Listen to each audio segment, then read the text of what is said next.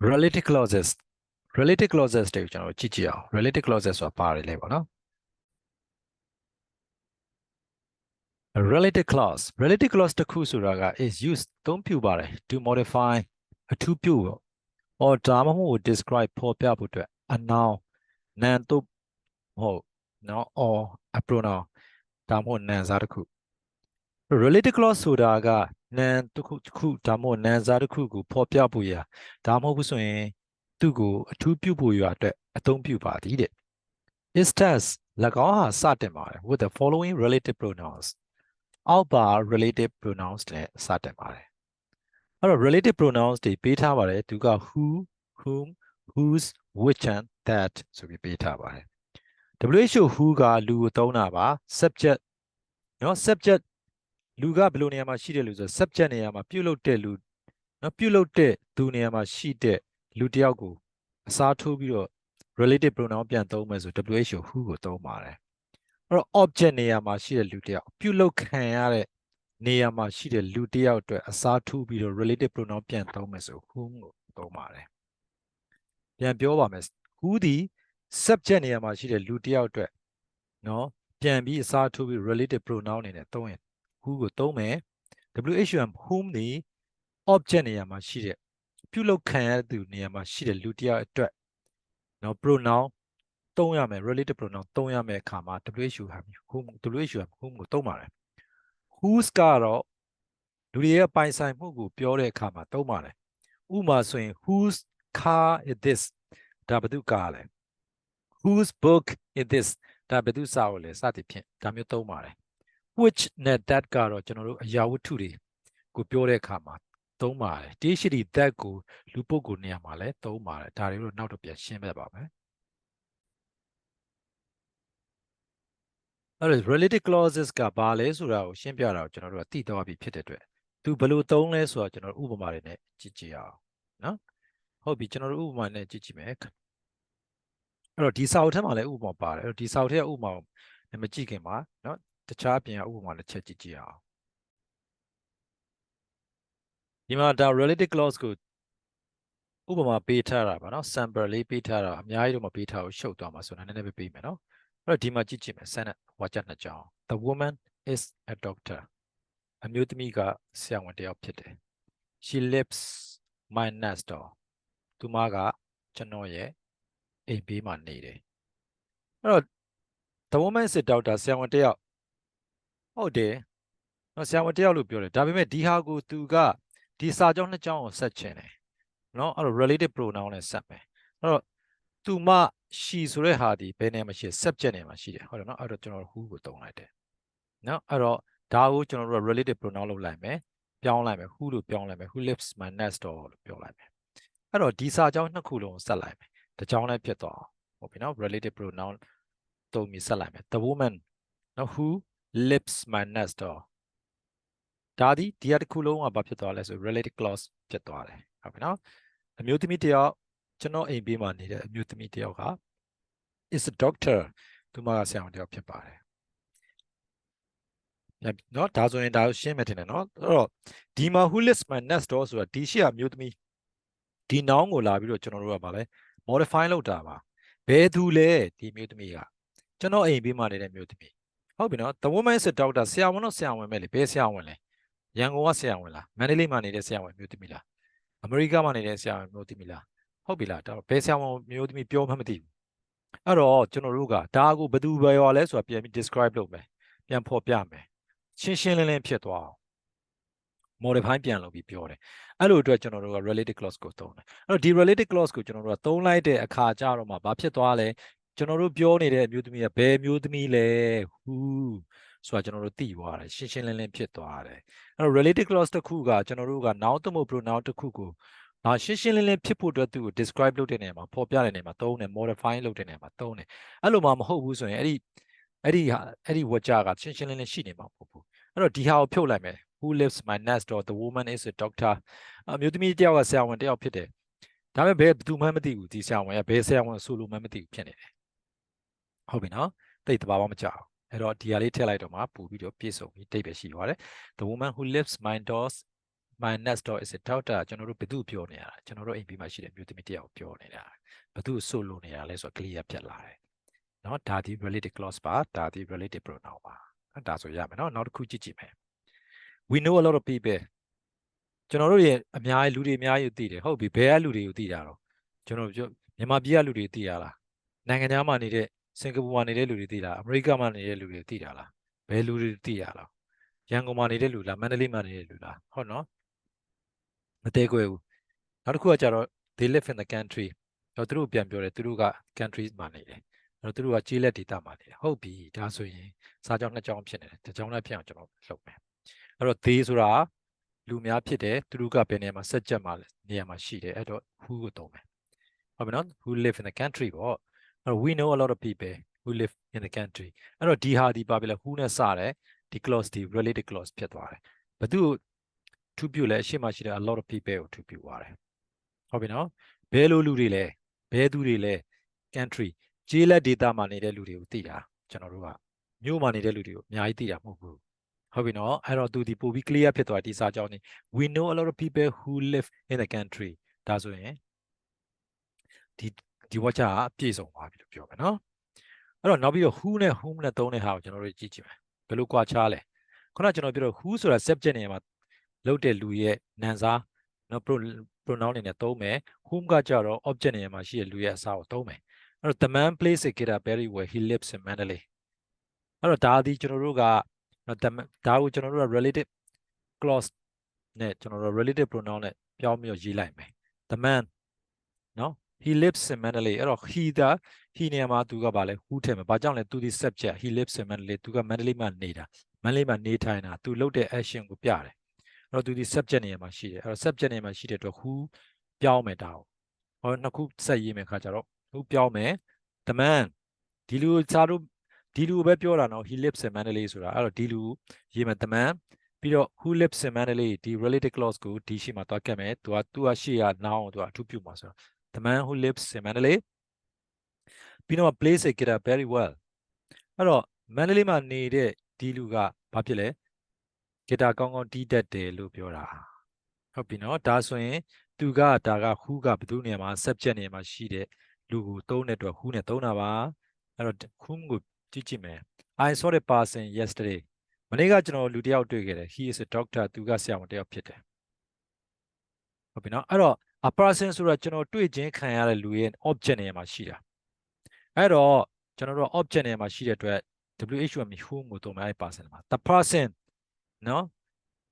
လူပဲပြန်ပြောမယ်နော် whom ကျွန်တော်တွေ့ခဲ့တာနော်ဘယ်သူလဲအဲ့တွေ့ခဲ့တယ်လို့ပြောတာ I saw ကျွန်တော်မနေ့က yesterday နော်ကျွန်တော်မနေ့ကတွေ့ခဲ့တဲ့လူက is a doctor သူဒီဆရာဝန်တယောက်ဖြစ်တယ် whom whom ဒီသူကအတွေ့ခံရတဲ့လူရဲ့ကိုစားသုံးတာနော်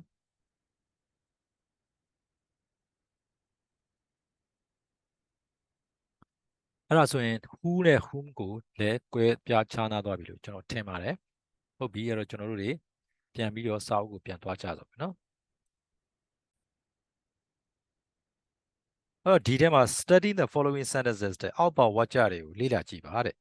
နော် a group of scientists သိပ္ပံပညာရှင်တပ်ဖွဲ့ who had examined a number of studies from across the world ကမ္ဘာတဝန်းကနော်လေ့လာမှုတော်တော်များများကို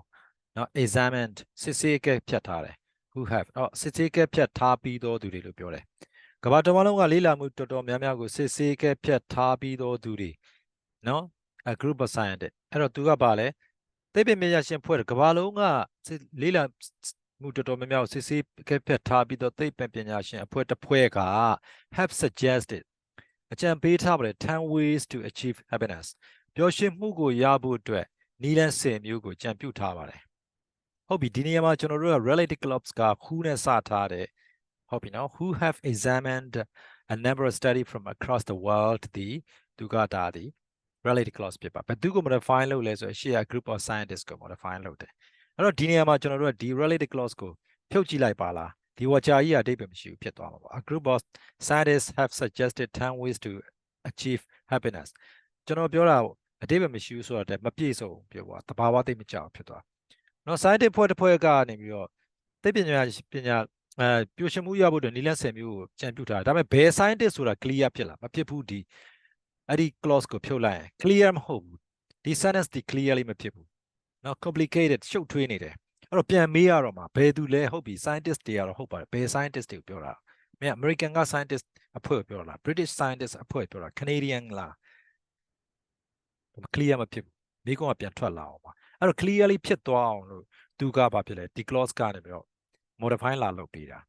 ဟုတ်ပြီနော်အဲ့တော့ a group of scientists who have examined a number of studies from across the world ကမ္ဘာအဲ့ဒီမှာ American ပန်လဲပါ British ပန်လဲပါမယ်ဒါပေမဲ့ဒီအဖွဲ့တစ်ဖွဲ့ကတော့ဘာလို့လဲဒီကမ္ဘာလုံးမှာရှိတဲ့လေ့လာမှုတွေကိုသူတို့ကအကဲဖြတ်ပြီးသားအဖွဲ့ scientist အဖွဲ့ကိုပြောတာကျန်တဲ့အဖွဲ့မပြောဘူးဟုတ်ပြီနော်ဒါကိုပြောတာပါအဲ့တော့ဒါဆိုရင်သူကလေနော်ပြည့်စုံသွားတယ်ပေါ့အဲ့တော့ဒါဒီ modify ပြန်လုပ်ပေးတာ groups of scientists ကိုနောက်ပြီးတော့နောက်တစ်ခုကျင် to reduce stress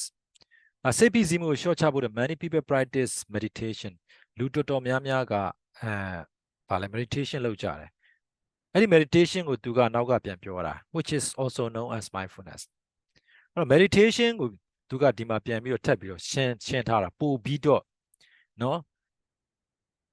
extra information လို့လည်းခေါ်မယ်ပေါ့ additional information လို့လည်းခေါ်မှာနော်အဲ့ဒါကို mindfulness လို့သိကြတယ် mindfulness ဆိုတာကသတိပဋ္ဌာန်အဲ့တော့သတိပဋ္ဌာန်လို့လူသိများကြတဲ့တရားထိုင်ခြင်းကိုလူတော်တော်များများကပြုလုပ်ကြတယ်ဘာလို့ဖို့အတွက်လဲဆိုရင်စိတ်ဖိစီးမှု short ချရန်အတွက်ဒါဒီ related clause ပါအရှိမ meditation ကိုလာပြီးတော့သူကပြန်ပြီးတော့နော်အထိပ္ပယ်ထပ်ပြီးတော့ဖွင့်ဆိုပြီးတော့ပြောထားပြီးတာဖြစ်ပါတယ်ဟုတ်ပြီကျွန်တော်တို့ရဲ့နောက်တစ်ခုကိုကြည့်ကြည့်အောင်နောက်တစ်စာမျက်နှာတစ်မျက်နှာပါနော်နောက်ဆက်စာမျက်နှာမှာရှင်းစရာကြီးကျွန်တော်ကြည့်ကြည့်မယ်ဒါဆိုပို့ပြီးတော့ပြည့်စုံသိလာလိမ့်မယ်အဲ့တော့ကျွန်တော်တို့ကခုနကတော့ sentence A နဲ့ B နဲ့ကိုကြည့်ပြီးသွားတဲ့အခါမှာ A နဲ့ B နဲ့ကွဲပြားခြားနားမှုဒီမှာကျွန်တော်ရှင်းပြမယ်နော်အဲ့တော့ဒီဟာလေးကိုဖတ်ပြီးရှင်းပြရင်ပို့ပြီးတော့ရှင်းလင်းတဲ့အတွက်ဒါကျွန်တော်အခုဒီဟာလေးကိုဖတ်ပြီးရှင်းပြမယ် In sentence A မှာတော့က the clause who have examined a number of studies from across the world ဒီ related clause ပေါ့နော်ဒီ clause ကတဲ့ဘာကိုသွားရည်ညွှန်းလဲ is a related clause ဒါဒီ related clause တစ်ခုဖြစ်တယ် that အဲ့ဒါက identifies ဒါတော့ဘာကိုခွဲခြားပြီးပြောလဲ identify ခွဲခြားပြီး the subject ဘယ်သူခွဲခြားပဲ subject a group of scientists ကိုခွဲခြားပြီးပြောတယ်ဟုတ်ပြီနော်ခုနကဘယ် subject လဲကျွန်တော်ခုနကပြောခဲ့ group of science ဘယ် scientist တွေလဲဘယ် scientific group လဲဒါကိုခွဲခြားပြီးပြောတယ်နော် in sentence B မှာကျတော့ the clause which is also known as mindfulness လို့ပြောတဲ့ mindfulness လို့လူသိများပါတယ်ဆိုတော့ဒီ clause ကနော် adds အဲ့ဒီမှာဒါတင် B မှာတင်ချာနာထောင်ပါနော် extra information အပူတဲ့အချက်လက်ထပ်ပေးတာ about the object meditation လို့ခေါ်တဲ့ object တွေမှာရှိတဲ့တရားထိုင်နေဆိုတဲ့ဟာဘာလဲဆိုတာအတွက်သူကဆက်ပြီးတော့တရားထိုင်နေဆိုတာလူတွေသိပြီးသားဗျာကျွန်တော်ပြောတာဟုတ်တယ်မလားတရားထိုင်နေဆိုတာလူတွေသိပြီးသားဒါပေမဲ့တရားထိုင်နေဆိုတဲ့ကိစ္စနဲ့ပတ်သက်ပြီးတော့သူကအပူထပ်ပြီးတော့ information ထပ်ပေးထားတာ extra information တို့ additional information ထပ်ပေးထားတယ်ဟုတ်ပြီနော်အပေါ်မှာ sentence A မှာတော့ကြတော့ a group of doctor ဆိုတာ clearly မဖြစ်ဘူး clear ဖြစ်လားမဖြစ်ဘူး clear မဖြစ်တဲ့အတွက်ဒါကိုကျွန်တော်တို့က clearly ဖြစ်အောင်လို့သူ့ကိုကျွန်တော်တို့က clear ဖြစ်အောင်လုပ်ရမှာဖြစ်တယ်အဲ့တော့ clear မဖြစ်တဲ့အတွက် clear ဖြစ်အောင်လုပ်ဖို့တော့ကျွန်တော်တို့ကဘာလုပ်ရလဲဆိုတော့သူ့ကိုဘာလဲ identify လုပ်ကိုလုပ်ရမယ်ဘယ်သူတွေလဲနော်ကမ္ဘာတစ်ဝန်းလုံးမှာရှိတဲ့လေးလာဆန်းစစ်မှုတွေကမ္ဘာတစ်ဝန်းမှာရှိတဲ့လေးလာမှုတွေကိုဆန်းစစ်အကဲဖြတ်ပြီးသားလူတွေနော်ဒါမှ clear ဖြစ်တာအောက်မှာ meditation ဆိုတဲ့ဟာကြီးက meditation ဆိုတာ clear ဖြစ်ထားပြီးသားဘာလဲယောဂမှုဗျာဟိုဆိုရတဲ့ဗျာလေ့ကျင့်ခန်းတစ်ခုမို့ meditation လို့တိတိကျကျပြောထားပြီးသားဒါကြီးက clear ဖြစ်ထားပြီးသားမှသူကထပ်ပြီးတော့အပူ meditation ဆိုတာဘာလဲဆိုရယ်ဘယ်လိုများသိကြလဲဆိုတဲ့ဟာကိုထပ်ပြီးအပူဆောင်ထပ်ပြီး information ပေးထားတာเนาะအဲ့တော့ကွဲပြားတယ်เนาะ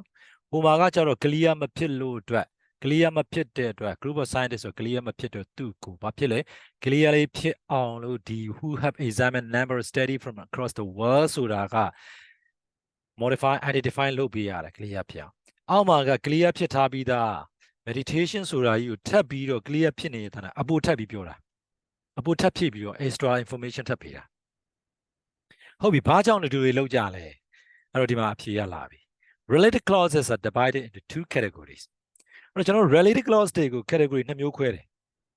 နော်သူကအမျိုးအစား2မျိုးခွဲမယ် အဲ့ဒါက defining related and non defining related ဆိုပြီးခေါ်ရတယ်အဲ့တော့တချို့စာအုပ်တွေမှာ restricted non restricted ဆိုပြီးတော့ရေးတယ်နော် grammar စာအုပ်တချို့ grammar စာအုပ်တွေထဲမှာထားပါတော့အဲ့ဒါရေးမကြည့်ပါဘူးအဲ့တော့ defining and non defining related clause ဆိုတာဘာလဲဆိုတော့ကျွန်တော်တို့သိအောင်ကြိုးစားကြည့်မယ်နှစ်မျိုးခွဲတယ် related clause ကိုကျွန်တော်သိပြီ category နှစ်မျိုးခွဲတယ်အဲ့တော့ဒီမှာ A နဲ့ B ဒီ defining and non defining နော်ဖြစ်သွားတယ်အဲ့တော့ဘယ်ဟာ non defining ဘယ်ဟာ defining ဆိုတာကျွန်တော်တို့ကြည့်မယ်အဲ့ defining related clause is used defining related clause ဆိုတာသုံးတယ် to identify ဘာလို့ဖြစ်လဲခွဲခြားဖို့ဖော်ထုတ်ဖို့အတွက်နော်ခွဲခြားပြီးပြောဖို့ဖော်ထုတ်ဖို့အတွက်ထုတ်ဖော်ဖို့အတွက်နော်ဘာလဲ a noun or pronoun noun နဲ့ pronoun နာမ်စားသုံးနာမ်တစ်ခုကိုထုတ်ဖော်ဖို့အတွက်ခွဲခြားဖို့အတွက်ခွဲခြားသတ်မှတ်ဖို့အတွက်သုံးတယ် without the related clause related clause မပါဘူးဆိုရင်ဘာဖြစ်လဲ the sentence would be incomplete ဖြစ်သွားမယ်ဘာဖြစ်သွားမယ်အဲ့ဒီ watcher က incomplete အဓိပ္ပာယ်မရှိတော့ဘူးဟုတ်ပြီနော်အဲ့ watcher အဓိပ္ပာယ်မရှိတော့အဲ့တော့အဓိပ္ပာယ်မရှိတော့ဘူးဆိုတာထက်ပဲမပြည့်စုံတော့ဘူးပေါ့ခုနကျွန်တော်တို့ဖတ်ခဲ့တဲ့ဟာဟုတ်ပြီနော် a group of scientists who have examined a number of studies from across the world has suggested ဆိုတဲ့ဟာမှာဆိုရင်ကျွန်တော်ခုနပြောလိုက်တယ် who have examined a number of studies from across the world ဆိုတဲ့ related clause ကိုဖြုတ်ကြည့်လိုက်ကျွန်တော်ခုနပြောခဲ့တယ် incomplete ဖြစ်သွားလိုက်မယ်မပြည့်စုံတော့မိကွန်းထွက်လာမယ်ဟုတ်ပြီခင်ဗျားပြောတာတော့မှန်ပါပြီဘယ် scientist ဖွဲ့ပြောတာလဲဆိုတော့မိကွန်းထွက်လာတာ not clear မဖြစ်တော့ဘူးအဲ့တော့ clear ဖြစ်အောင်လို့ complete ဖြစ်အောင်လို့ကျွန်တော်တို့ကနော် who have examined number of study from across the world ဆိုတော့ related clause ထည့်လိုက်မှ clear ဖြစ်သွားတယ်အဲ့ဒါကို defining clause ဆိုတော့အဲ့ဒါကို define လုပ်ပေးတာခွဲခြားသတ်မှတ်ပေးတာအတိတ်ပဲဖွင့်ပေးတာဘယ်သူတွေလဲဟုတ်ပြီနော်ဆိုတဲ့ဟာကိုတိတိတသာထင်ထင်ရှားရှားသိအောင်ကျွန်တော်တို့ကအတိတ်ပဲဖွင့်ပေးတယ်အတိတ်ပဲသတ်မှတ်ပေးတယ်ခွဲခြားသတ်မှတ်ပေးအဲ့ဒါနော်အဲ့ဒီ clause ကဘာဖြစ်သွားလဲဆိုတော့ defining related clause ဖြစ်သွားတယ်နားလည်တယ်နော်အဲ့တော့ဘာဖြစ်လဲ clearly မဖြစ်မှာဆိုလို့ကို modify လုပ်လိုက်တဲ့ noun pronoun clearly မဖြစ်မှာမဖြစ်တဲ့အတွက် clearly ဖြစ်အောင်လို့ဒီ clause ကိုထည့်ပေးတာဒီ clause ကိုထည့်ရေးတာဟုတ်ပြီနော်ကျွန်တော်ပထမဟိုဘက်မှာပြခဲ့တယ်ဆို the woman is a doctor ဘယ်ဆရာဝန်ကဘယ်အမျိုးသမီးမှမသိဘူးဆရာဝန်လို့ပြောနေတာဟုတ်ပြီနော်အဲ့ဒီမှာ who she lives in my next door ဒါပေါင်းလိုက်မှကျွန်တော်တို့ပြည့်စုံသွားတာမှတ်မိမယ်ထင်တယ်နော် the woman who lives my next door is a doctor ကျွန်တော်တို့ဘယ်ဆရာဝန်ပြောလဲကျွန်တော်အိမ်ဘေးမှာနေတဲ့ဆရာဝန်ပြောနေတာဟုတ်ပြီနော်ရန်ကုန်မှာနေတဲ့ဟိုတခြားရုပ်ကမှာနေတဲ့ဆရာဝန်အမျိုးသမီးကိုကျွန်တော်မသိဘူးမပြောနေရမှာကျွန်တော်အိမ်ဘေးမှာနေတဲ့အမျိုးသမီးတယောက်နော်ဒီအမျိုးသမီးကဆရာဝန်ဖြစ်တယ်ဆိုတော့ကျွန်တော်တို့ပြောနေတာအဲ့တော့အဲ့ဒီလိုမျိုး clause ထည့်လိုက်မှ defining related clause ထည့်လိုက်မှသာလဲသူကဘာဖြစ်လဲသူကပို့ပြီးတော့ clear ဖြစ်သွားတယ်ဒါကြောင့်မလို့လက်ကောင်းကို defining related clause အဓိပ္ပာယ်ဖွင့်ဆိုပေးတော့နော်အဓိပ္ပာယ်သတ်မှတ်ပေးတော့ခွဲခြားသတ်မှတ်ပေးတော့ related clause လို့ကျွန်တော်တို့ကပြောတယ်အဲ့တော့အဆင်ပြေသူမြန်မာလူကတော့ကိုယ့်ဘာသူဘာသာပြန်ပေါ့ defining related clause ကိုနော်ကျွန်တော်ခုနပြောတဲ့ထဲကတစ်ခုခုပေါ့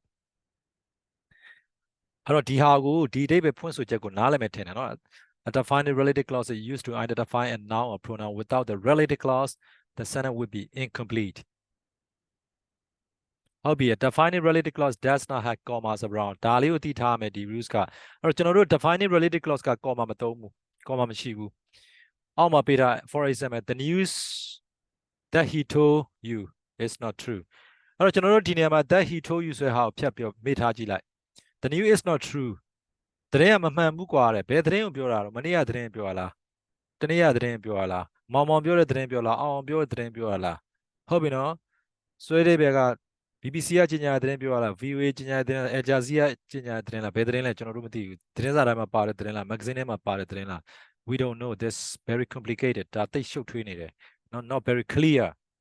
မိကုံးကထွက်လာမှာပဲအဲ့တော့ကျွန်တော်တို့ကပါလဲခုနက defining တော့ related clause ကိုပို့ပြီးရှင်းလင်းအောင်လုပ်ပေးမယ့် clause ကိုထည့်ရတော့မယ် the news that he told you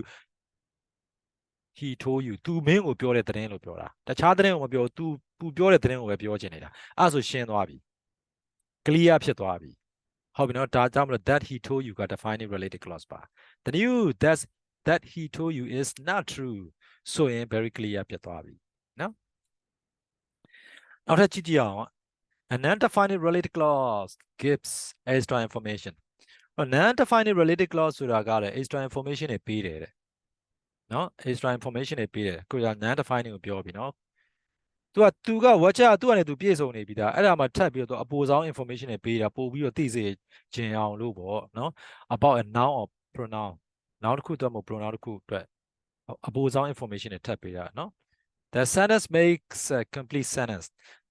Not sense တဲ့အဲ့တော့ဒီ watch ကပြည့်စုံပြီးသား without the related clause အဲ့ဒီခုနကတော့ non defining related clause မပါဘဲနဲ့ကိုဒါဒီ watch ကြီးကပြည့်စုံနေပြီးသားဖြစ်နေတယ် so ဒါကြောင့်မလို့ the related clause could be omitted ဒါကြောင့်မလို့ဒီ related clause ကမြုပ်ထားလို့လည်းရတယ်ဖြောက်ထားလို့လည်းရတယ်ဒါကိုဆိုလိုတာမြုပ်ထားတယ်ပေါ့ omitted ဆိုတော့ a non defining related clause has commas around it ဒီနေရာမှာထူးခြားတာကကျတော့ non defining related clause ကကျတော့သူက comma တွေပါတယ်ဟုတ်နော်အဲ့တော့ကျွန်တော်တို့ကြည့်မယ် for example တဲ့နော် example ပေးတဲ့ this movie which I watched last night မနေ့ညကြည့်လိုက်တဲ့ movie has caught the attention of the media ဘာဖြစ်လဲ has caught the attention of the media မီဒီယာတွေကဘာဖြစ်လဲအာရုံစိုက်မှုကိုရထားတယ် has caught ဆိုဖမ်းဆုပ်ထားတယ်ဆိုရထားတယ်လို့ပြောတာပေါ့ကျွန်တော်တို့ which I was last night ဆိုတာမပြောလဲဒီ sentence ကြီးကသူ့ဟာနဲ့သူပြည့်စုံနေပြီ this movie has caught the attention of the media ဟုတ်ပြီနော်ဟာဒီရုပ်ရှင်ပေါ့ဒီရုပ်ရှင်ကမီဒီယာရဲ့ attention ကိုရထားတယ်လေ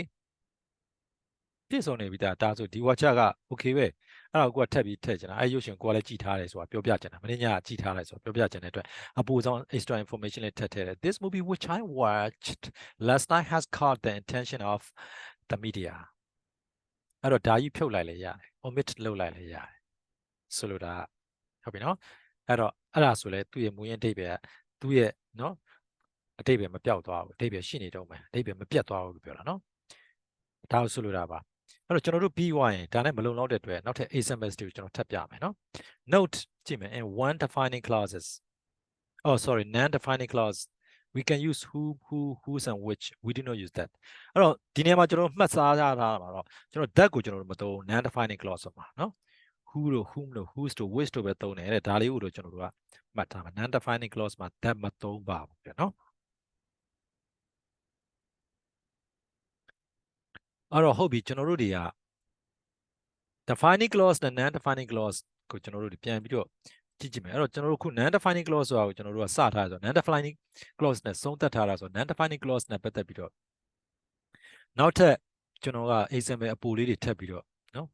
ထပ်ပြီးလေ့ကျင့်ထပ်ပြီးတော့ရှင်းပြမယ်အဲ့ဒါဆိုပုံမြန်သိသွားမလားပေါ့နော်အဲ့တော့နောက်ထပ်စာမျက်နှာတစ်ခုကြည့်ကြည့်အောင်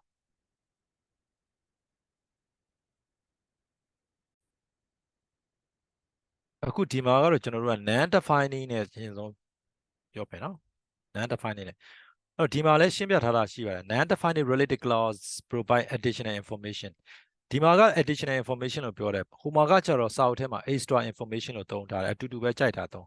နော်ထပ်ပြီးဖြည့်ဆွတ်ထားတဲ့အချက်လက်တွေဒါမှမဟုတ်အပူအဆောင်အချက်လက်တွေပေါ့နော်အပေါက်နောက်သို့မဟုတ် pronoun ပေါ့နော်အဲ့တော့ပတ်သက်ပြီးတော့နာမ်စားတွေနဲ့ပတ်သက်ပြီးတော့ပို့ပြီးတော့ထပ်မံဖြည့်ဆွတ်ထားတဲ့အချက်လက်တွေပေါ့ but ဒါပေမဲ့ the information is not essential to the meaning of the sentence တဲ့ဒီနေရာလေးကဒါလေးကတော့ရှင်းပြောရင်တော့ဒါလေးကဒါမှတ်ထားတဲ့ဟာလေးပေါ့နော်ဒီ information ကဘာဖြစ်လဲဒါကတော့ the information is not essential to the meaning of the sentence ဒီ sentence ရဲ့အဓိပ္ပာယ်တစ်ခုအတွက်အဲ့ဒီခုနကထပ်ဖြည့်ထားတဲ့ information ကတော့ဘာဖြစ်လဲ essential မဖြစ်ဘူးတဲ့မရှိမဖြစ်လိုတာမဟုတ်ဘူးတဲ့နော် here some example ဒီမှာကျွန်တော် example တချို့ပေးထားတယ်ကြည့်ကြည့်မယ်ဒါ non defining နော်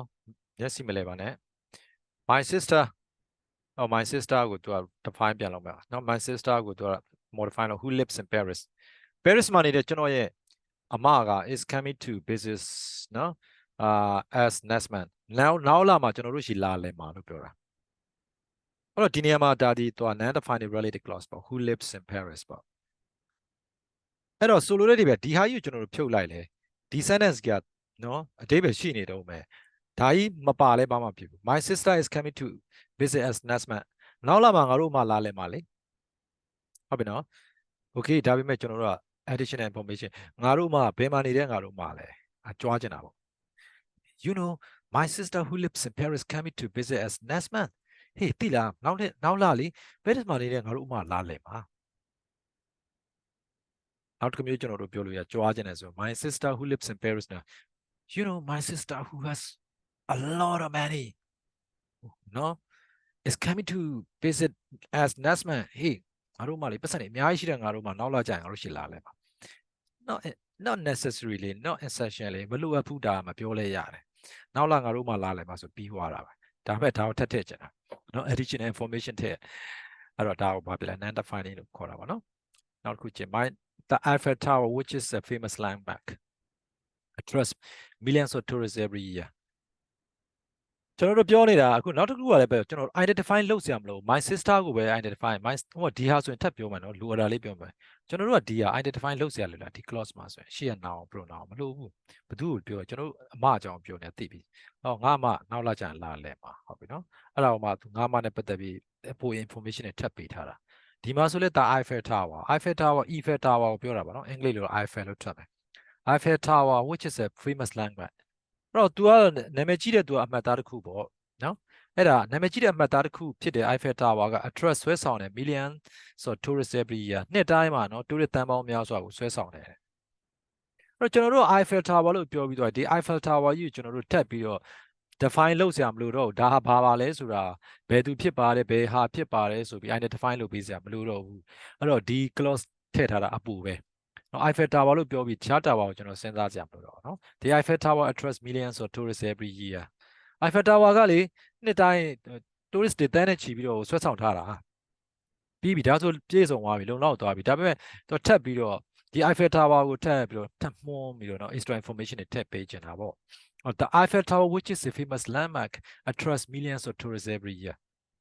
Eiffel Tower ကလေသိလားအရန်နာမည်ကြီးတဲ့ landmark တစ်ခုဖြစ်တဲ့ Eiffel Tower နှစ်တိုင်းမှာ tourist တွေတန်းပေါင်းများစွာဆွဲဆောင်တာဒါဒီ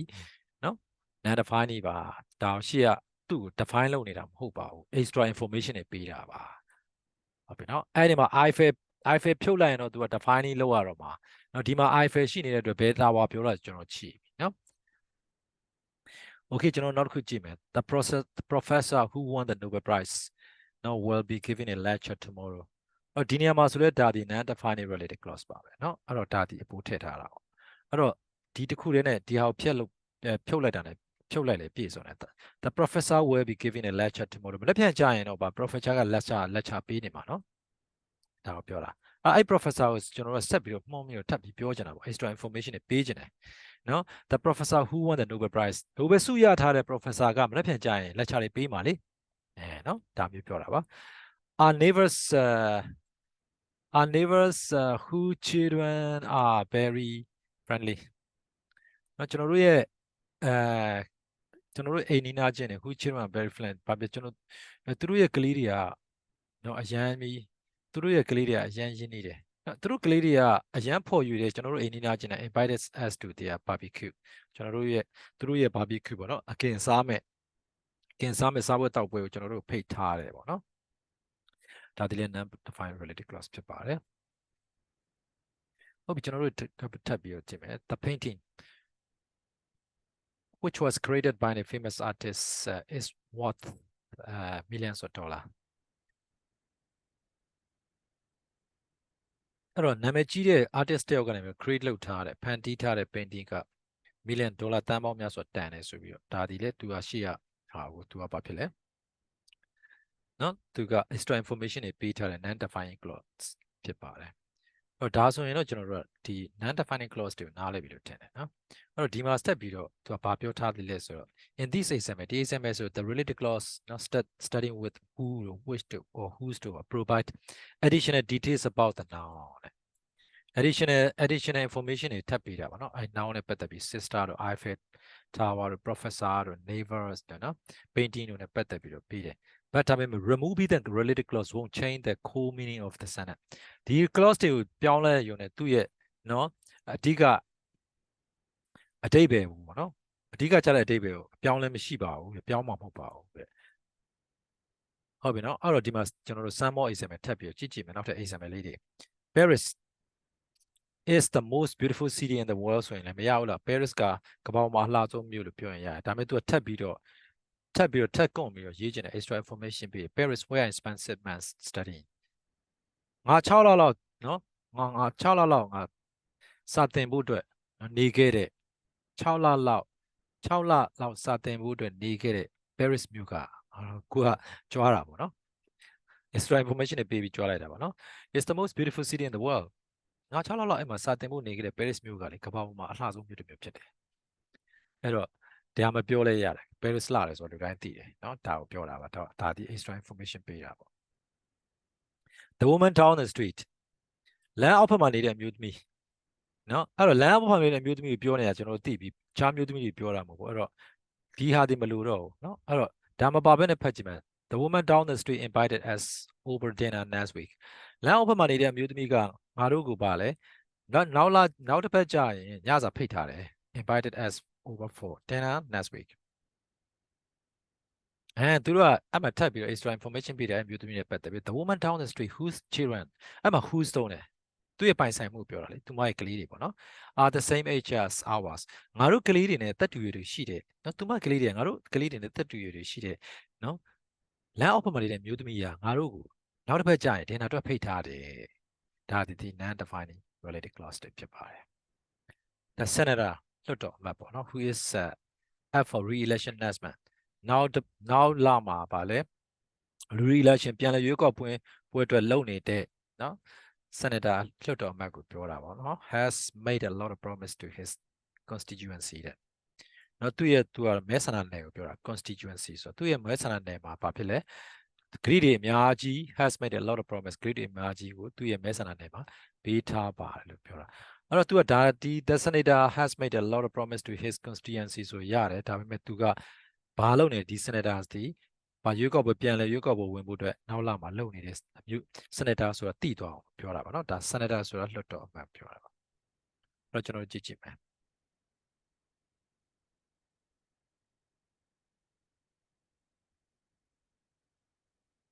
ဟုတ်ပြီနောက်တစ်ခုက the movie which is my favorite comedy of all time is being shown on TV tomorrow ရုပ်ရှင်ကိုပြောတယ် which is my favorite comedy of all time ကျွန်တော်အကြိုက်ဆုံးသောဟာတာရုပ်ရှင်နော်ကျွန်တော်အားလုံးအချိန်အားလုံးမှာကျွန်တော်အကြိုက်ဆုံးဟာတာရုပ်ရှင် is being shown on TV tomorrow night မနေ့ပြန်ကြရင်ညကြရင် television မှာပြနေမှာလို့ပြောတာ is being ဆို present simple present continuous tense သူဒီဘာဖြစ်လဲဆိုရင် future အနေနဲ့သုံးထားပါနော်မနေ့ပြန် TV မှာပြနေမှာလို့ TV မှာမနေ့ပြန်ပြမှာလို့ပြောတာပေါ့အဲ့တော့ဒီဟာမပါလဲသူကပြည့်စုံ the movie is being shown on TV tomorrow night ဆိုပြီးတော့ဆိုရင်လည်းရတယ်ဖြစ်ပါတယ်အဲ့တော့ဟုတ်ပြီကျွန်တော်တို့တွေကဒါတွေကိုကျွန်တော်တို့သိပြီးသွားတယ်ဆိုရင်ဒါတော်တော်လေးဒီ non defining clause နဲ့ပတ်သက်ပြီးတော်တော်သိလာပြီလို့ပြောလို့ရတာပါနော်အဲ့တော့ကျွန်တော်တို့ခုဖတ်ခဲ့တဲ့ related clause တွေ non defined related clause တွေကဒီဟာတွေဖြုတ်လိုက်တယ်ဆိုရင်လည်းသူကအဓိပ္ပာယ်မပြတ်သွားပါဘူးဆိုပြီးဒီမှာပြထားတယ် in the example above the related clause normally give extra information အဲ့တော့ only give ပဲပြောပါပါเนาะဒီ related clause က merely ဆို only ပါပဲအဲ့တော့ the related clause ကเนาะသူက extra information သာလင်ပေးတယ် about the nouns noun နဲ့ပတ်သက်ပြီးတော့เนาะအဲ့တော့သူတို့ကဒီရှေ့မှာရှိတဲ့ noun တွေနဲ့ပတ်သက်ပြီးတော့ extra information ကိုပဲပေးတာเนาะthey do not define them သူတို့ခွဲခြားပေးတာမဟုတ်ဘူးเนาะ define လုပ်ပေးတာမဟုတ်ဘူးเนาะခွဲခြားပေးတာမဟုတ် the sentence which they make sense even if the related clause were removed เนาะဒီဝါကျက make sense ဆိုအဓိပ္ပာယ်ရှိနေအောင်မယ်လို့ပြောတာ even down မှ if the related clauses were removed ဒီ related clause တွေကိုဖြုတ်လိုက်တယ်ဆိုရင်တောင်မှဖယ်လိုက်တယ်ဆိုရင်တောင်မှဒီ sentence ကအဓိပ္ပာယ်ရှိနေအောင်မယ်เนาะwhich is how အဲလိုနီးအားဖြင့် we know ကျွန်တော်တို့သိနိုင်တယ်သိလို့ရတယ်ပေါ့သိနိုင်တယ်ပေါ့အဲ့ဒါကသိနိုင်တယ်တော့တိုင်းမဟုတ်ဘူးเนาะကျွန်တော်ကတော့သိနိုင်တယ်လို့ပဲပြောချင်တယ်အဲ့တော့နားထောင်နေလို့ဒီပို့ဆင်ပြအောင်เนาะအဲ့ဒီနီးအားဖြင့်ကျွန်တော်သိလို့ရတယ်ပေါ့သိရတယ်ပေါ့အဲ့ဒါကတော့ we are dealing with ကျွန်တော်တို့ကလှုပ်ဆောင်နေတာ dealing with ဆိုတော့ကင်တွယ်နေတယ်ဆိုတော့လှုပ်ဆောင်နေကင်တွယ်နေတယ်ပေါ့နော် non restricted related clauses ဒီနေရာမှာ non restricted related clauses လို့သုံးထားတယ်အဲ့တော့သူက non restricted related clauses ဆိုတာ non defining related clauses ကိုသုံးတာပါနော် for example ဥပမာဆိုရင် Paris is the most beautiful city in the world related clause ကိုဖြုတ်လိုက်တယ်အဓိပ္ပာယ်ရှိနေတော့ the woman down the street invited us over for dinner ဘာဖြစ်လဲအဓိပ္ပာယ်ရှိနေတော့မယ်နော်The senator has made a lot of promise to his constituency အဓိပ္ပာယ်ရှိနေတော့မယ်เนาะဒီမှာဒါတွေဖြုတ်လိုက်တယ်เนาะ the movie is being shown on TV tomorrow night အဓိပ္ပာယ်ရှိနေတော့မယ်ဒါကိုပြောတာပါဒါဆိုရင်ကျွန်တော်တို့ non defining related clause နဲ့ပတ်သက်ပြီးတော့နားလည်သွားပြီလို့ထင်တယ်ဟုတ်ပြီကျွန်တော်တို့ဒီတစ်ခေါက်ကြည့်မှာ defining related clauses ကိုကြည့်မယ်ဟုတ်ပြီเนาะ defining related clauses provide essential information about a nounဒါကွာသွားပြီနော် defining related clause ကကျတော့ essential information လို့ပြောထားတယ်ဒါကလုံးဝကိုကွဲပြားခြားတာ အရေးကြီးတကယ်ကိုမရှိမဖြစ် information ကိုပေးထားတယ် about it now နဲ့ပတ်သက်ပြီး and without then အဲ့ဒါတွေမပါဘဲနဲ့ the meaning of the sentence would be unclear ကျွန်တော်ခုနပြောတယ်အတိတ်ရှင်းမှာမဟုတ်ဘူး meaning of the နော်သူ့ရဲ့ဘာဖြစ်လဲ watcher ရဲ့ meaning ကအတိတ်ပဲရှင်းမှာမဟုတ်ဘူး here some examples ဒီမှာ example တချို့ရှိတယ် the woman who lives wearing a red hat is my aunt အဲ့တော့ဒီဟာကိုကျွန်တော်ဖယ်ပြီးတော့ကြည့်ကြည့်လိုက် the woman is my aunt အဲ့စကားလုံးပြောကြည့်လိုက်ဘာတူလဲမင်းတော့မေးရတော့မှာသူပြောလိုက်တာမပြည့်စုံဘူး not clear လည်းမဖြစ်ဘူးဟိုမှာအမျိုးသမီး9ယောက်6ယောက်လောက်ထိုင်တယ် the woman is my aunt oh who is the woman which woman do you mean ဘယ်အမျိုးသမီးကိုမင်းပြောတာလဲမိကွန်းထွက်လာမှာအဲ့တော့သူ define လုပ်ရတော့မယ်ဘယ်အမျိုးသမီးကိုငါဆိုလိုတာလဲဆိုတာ define လုပ်ဖို့အတွက်ကျွန်တော်တို့က related clause ကိုသုံးမယ်အဲ့ဒါက who is wearing a red hat အနီရောင်ဝတ်အုတ်ထုတ်ဆောင်းထားတဲ့အမျိုးသမီးတခြားမျိုးသမီးကိုမကြည့်နဲ့ဟိုမှာမျိုးသမီး9ယောက်ရှိတယ်နော်မျိုးသမီး9ယောက်ထဲမှာအနီရောင်အုတ်ထုတ်ဆောင်းထားတဲ့အမျိုးသမီးကိုကြည့်အဲ့ဒါငါတော့ဒါဆို clear ဖြစ်သွားပြီနော်ဒါကြောင့်မလို့ဒါကြတော့ define လုပ်ရတယ်ဒီရှေ့ women ကိုဒီ clause က define လုပ်ပေးတာဘယ်သူဘယ်ဝါဆိုတာကိုခွဲခြားပြီးတယ်သတ်မှတ်ပေးတယ်ဒါကိုပြောတာအတိတ်ပဲဖွင့်ဆိုပေးတယ်ကိုဆိုလိုတဲ့ရဘယ်ဟာလဲဆိုတော့အတိတ်ပဲဖွင့်ဆိုပေးလူဆိုဘယ်သူဝယ်ဆိုတော့သတ်မှတ်ပေးတယ်ခွဲခြားပေးတယ်ဒါကြောင့်မလို့သူ define လုပ်ပေးတဲ့အတွက် defining related clause လို့သူခေါ်တယ်အဲ့တော့ the woman who is wearing the red hat is my aunt okay very clear no more question ထပ်မေးစရာမလိုတော့ဘူးဟုတ်ပြီနော်မျိုးသမီး9ယောက်ထိုင်နေတယ်there is a one woman who is wearing a red hat အဲ့ဒီမှာအနီရောင်အထုဆောင်းထားတဲ့မျိုးသမီးတယောက်ပါနေတယ် okay don't look at other women တခြားမျိုးသမီးတွေမကြည့်နဲ့ that's the woman I'm talking about she is wearing a red hat သူမကအနီရောင်အထုဝတ်ထားတာပဲအဲ့တော့ the woman who is wearing a red hat is my aunt ဆိုရင်ပြီးသွားပါပြီနော်အဲ့တော့ define လုပ်တဲ့ပြည့်စုံသွားတယ်အဲ့ဒါကိုဖြုတ်လိုက်ရင်တော့မပြည့်စုံနော်ဒါကြောင့်မလို့သူ defining related clause လို့ပြောတယ်နောက်တစ်ခု I know the person ငါလူတယောက်ကိုသိတယ် whose car was stolen last night မနေ့ညတုန်းကခိုးခံလိုက်ရတယ်တခြားလူကိုပြောတာမဟုတ်ဘူးနော်မနေ့ကကားခိုးခံရတဲ့အိုက်ပုတ်ကိုကျွန်တော်သိတယ်လို့ပြောတာနော်ပြီးခဲ့လားနော်ပြီးခဲ့လားနိုင်ငံခြားသွားတဲ့လူနော်ပြီးခဲ့လား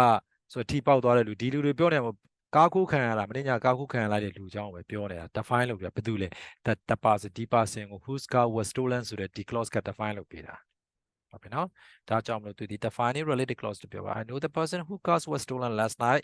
ငါအဲ့လူကိုသိတယ်လေမင်းညကားကိုခံရတဲ့ဒီလူကိုငါအဲ့ကားကိုခံရတဲ့လူကိုငါသိတာပေါ့နောက်တစ်ခု the movie that won an Oscar is playing at the theater နော် the movie is playing at the theater ဆိုဘယ်ရုပ်ရှင်ပြောနေမှမသိဘူးဟုတ်ပြီနော်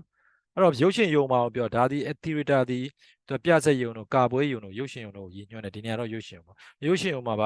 ရုပ်ရှင်က playing ပြနေတယ်တဲ့ဘယ်ရုပ်ရှင်လဲရည်ညွှန်းရတော့မယ် define လုပ်မှရတော့အဲ့ဒါမှကိုယ်ပြပြသိမှာ the movie that won an Oscar ဆုရထားတဲ့ရုပ်ရှင်ကပြနေတယ်ရုပ်ရှင်ယုံမှာဒါဆို okay clear ဖြစ်သွားပြီဒီမှာနော်အပေါ်ကစာကြောင်လဲအဲ့လိုပဲ I know the person နော်ငါလူတယောက်ကိုသိတယ်ဆိုတော့ဘာလဲဘယ်လူမှလည်းမသိဘူးwho car was stolen last night မနေ့ညတော့ကကားခိုးခံထားတဲ့လူပြောတာနော် who car was stolen last night မနေ့ညကကားခိုးခံထားတဲ့လူအဲ့လူကဘာလဲနော်အဲ့လူပဲကျွန်တော်တို့ရည်ညွှန်းတာဒါကိုပြောတာပါ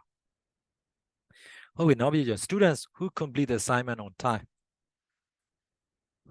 assignment on time will receive extra credit ကျောင်းသားတွေနော်ဘာလဲ assignment ကို on time အချိန်မှန်ပို့ပေးတယ်နော်ပြီးတဲ့ကျောင်းသားတွေက credit နော်အမှတ်ပို့တွေရလိမ့်မယ်လို့ပြောတာပေါ့အဲ့တော့ခြားတဲ့ကျောင်းသားတွေကိုမညွှန်းဘူးနော်သူကဘယ်ကျောင်းသားလဲဒီအချိန်မှန် assignment ပြီးတဲ့ကျောင်းသား assignment တင်တဲ့ကျောင်းသားကိုပြောတာပေါ့နော်ဒါကြောင့်မလို့ဒီ related clause ဒီနော်ရှိရ student ကိုညွှန်းတယ်ဒီဟာကိုဖြုတ်ကြည့်လိုက်ပါလားကျောင်းသားတွေ extra credit ရမယ်ကျောင်းသားတွေအကုန်လုံးရမှာလားဘယ်ကျောင်းသားတွေပြောနေရတော့နော်ဆိုတဲ့ဒီပဲဘယ်ကျောင်းသားတွေဆိုလို့နေမှမသိဘူးနော်အဲ့တော့ဒါထည့်လိုက်မှပို့ပြီး clear ဖြစ်သွားတယ်ပြောနော် assignment တင်တဲ့ကျောင်းသားတွေကိုပြောပါနော်အချိန်မှန် assignment တင်တဲ့ကျောင်းသားတွေကိုပဲဆိုလိုတာဒီမှာလည်းအဲ့လိုပါ the house that we looked at yesterday has a beautiful garden the house has a beautiful garden ဆိုရင်အိမ်တစ်လုံးကလေလှတဲ့ပန်းခြံတစ်ခုရှိတယ်ဘယ်အိမ်ကိုပြောမှလည်းမသိဘူးမနေ့ကငါတို့ကြည့်ခဲ့တဲ့အိမ်လေ ဒါထည့်လိုက်တော့မှသူတေချာ clear ဖြစ်သွားတယ်ဆိုလိုတဲ့အဓိပ္ပာယ်ဒါလေးဒီရှိရ the house ကို define လုပ်ပေးတာ that we looked at yesterday အဲ့ဒါကြောင့် the house that we looked at yesterday has a beautiful garden အော်တော့ဒါဒီဘာဖြစ်လဲဆိုရင် defining related clause တွေဖြစ်ပါတယ်ဟုတ်ပြီနော်ဒါတွေကိုဖြုတ်လိုက်ရင်မရပါဘူး omit လုပ်လို့မရပါဘူးနော်အဲ့တော့ဒီမှာကျွန်တော်တို့ကြည့်မယ်ပြန်ရှင်းပြထားတယ် in this XML the DXML is about the related clause study with who whose or that provide essential information ဒါကိုမမေ့ပါနဲ့ essential information ကိုဘာဖြစ်လဲသူကနော် provide လုပ်ထားတာပါ essential information ဆိုတာနော်လိုအပ်တဲ့ information ကို provide လုပ်ထားတယ်လို့ဆိုလိုတာပါ to identify နော်ဘာဖြစ်လဲခွဲခြားသတ်မှတ်ဖို့ဒါမှမဟုတ်ရင်ဆိုရင် specify တိကျကျရည်ညွှန်းဖို့ the noun they modify သူတို့အထူးပြုတဲ့ noun တွေကိုခွဲခြားပြီးသတ်မှတ်ဖို့တိကျပြောဆိုဖို့ရည်ညွှန်းဖို့အတွက်သူကလိုအပ်တဲ့ information တွေကို provide လုပ်ထားတာဖြစ်ပါတယ်တဲ့ upon related clause တွေဟာ removing these clause will result in sentence with unclear and complete meanings ဒါတွေကို remove လုပ်လိုက်တယ်ဆိုရင်ဒီ clause တွေကိုဖယ်လိုက်တယ်ဆိုရင်တော့ဝါကျတွေကမရှင်းလင်းတဲ့ဝါကျတွေဖြစ်မယ် result ရပါတော့ဒါမှမဟုတ်ဆိုရင်မပြည့်စုံတဲ့ဝါကျတွေဖြစ်လိမ့်မယ်လို့ပြောတာပါအဲ့တော့ဒီမှာကြည့်မယ် I saw that guy who delivered my mail in town yesterday အဲ့တော့ငါတွေ့ခဲ့တယ်ဟေ့ who delivers my mail ငါရဲ့စာကိုပို့ပေးတဲ့ဘဲကိုပေါ့ in town yesterday မနေ့ကငါစာပို့ပေးတဲ့ဘဲကိုမနေ့ကငါတွေ့ခဲ့တော့နော်ဟုတ်ပြီအဲ့တော့ဒီဟာကိုကျွန်တော်တို့ဖြုတ်ကြည့်မယ် who deliver my mail I saw that guy in town yesterday ဘဲလူပြောတယ် what guy ဘဲကောင်ပြောတာမင်းပြောတာဘဲလူလဲနော် not clear အဲ့တော့လုပ်လို့မရအောင်နော်အဲ့ကြောင့်ဒီမှာရေးတာ when you remove it define the related clause the nouns are no longer identifiable တဲ့အဲ့ noun ကိုဗာလဲနော်ဒီ noun ကိုကျွန်တော်တို့တွေ identify လုပ်လို့မရတော့ဘူးခွဲဘယ်သူဘယ်ကွာလို့နော်ခွဲခြားပေးလို့မရတော့ဘယ်သူဘယ်ကွာလို့ David ဖွင့်ဆိုလို့မရအောင် and the sentence become logically incomplete နော်ဘာဖြစ်လဲဒီဝါကျကမပြည့်စုံတော့ဘူးနော်တဘာဝကြကြပြောရမယ်ဆိုမပြည့်စုံတော့ဘူးလို့ပြောတာပေါ့ဒီမှာဆိုတော့ I was always remember the river နော်ငါတော့အဲ့မြစ်တစ်ခုသတိရနေပါပါ where we learn to swim ငါတို့ရေကူးတင်ခဲ့တဲ့မြစ်လေနော်ငါတို့ရေကူးတင်ခဲ့တဲ့မြစ်ကိုတော့ငါအမြဲတမ်းသတိရနေမှာပဲဒီဟာကိုဖြုတ်မယ် where we learn to swim ကိုဖြုတ်ကြည့်လိုက်ပါ I always remember the river ဘယ်မြစ်ကိုပြောတာတော့မင်းဟမ်ရန်ကုန်မြစ်ကိုပြောတာမန္တလေးမြစ်ကိုပြောလားဘယ်မြစ်လဲ I don't know နော်အဲ့တော့မပြည့်စုံဖြစ်သွားမယ် she's the person whose daughters go to Harvard ဒီသူကအမျိုးသမီးတယောက်သူ့ရဲ့သမီးက Harvard မှာနော်တက်သူတက်နေတဲ့အမျိုးသမီးလေဒါပေမဲ့ she's a person ဘယ်အမျိုးသမီးကိုပြောတာတော့မပြည့်စုံ what person no whose daughter goes to Harvard ဒါဆိုရင်ပြည့်စုံသွားပြီအဲ့တော့ဒါဒီဘာဖြစ်လဲ defining related clause ဖြစ်ပါတယ်ဟုတ်ပါပြီကဲအဲ့တော့ကျွန်တော်တို့ဒါဒီ defining related clause နဲ့ non defining related clause ကိုကျွန်တော်ကနောက်ထပ်ဥပမာဒီ step ပေးပြီးတော့ရှင်းပြတာဒါဆိုရင်တော့ defining ကဘယ်လိုလုပ်တယ် non defining ကဘယ်လိုလုပ်တယ်ဆိုတာ related clause ဆိုတာဘာလဲ related pronoun ဆိုတာဘာလဲ who နဲ့ whom နဲ့ကဘာတွေလဲဆိုတာသိမယ်လို့ကျွန်တော်ပြောလိုက်နေเนาะအဲ့တော့ကျွန်တော်ဆက်ကြည့်ကြစို့